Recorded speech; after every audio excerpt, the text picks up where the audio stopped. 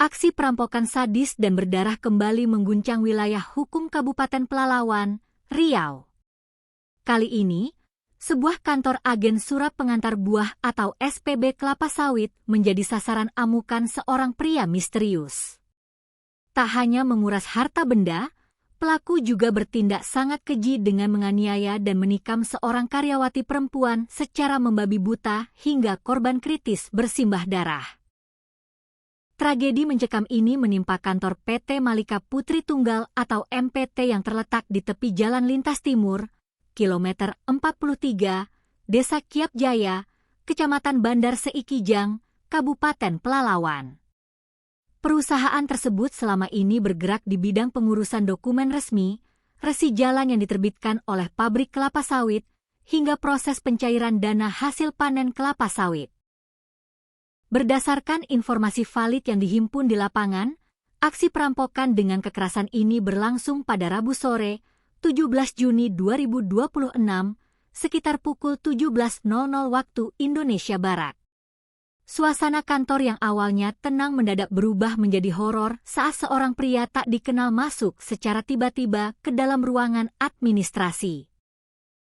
Tanpa basa-basi, pelaku langsung melakukan penganiayaan berat kepada seorang pekerja perempuan yang sedang bertugas sendirian di dalam kantor.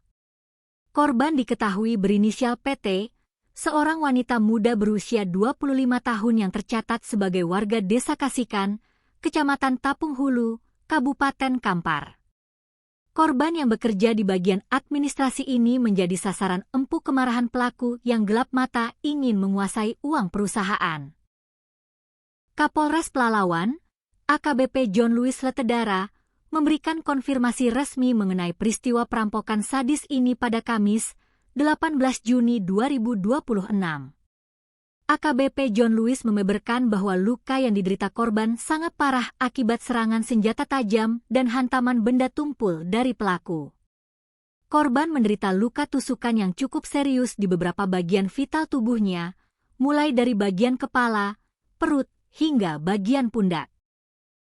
Saat ini, korban sudah dilarikan ke rumah sakit terdekat untuk mendapatkan pertolongan medis darurat karena kondisinya yang kritis, kata Kapolres Pelalawan secara tegas.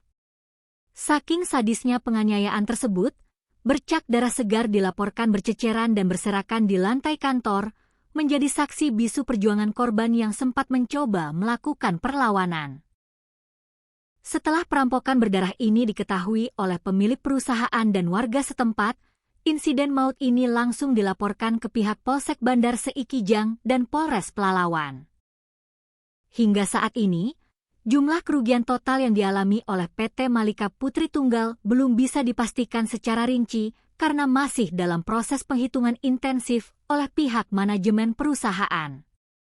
Namun, sumber internal memperkirakan kerugian akibat uang yang digondol pelaku mencapai belasan juta rupiah.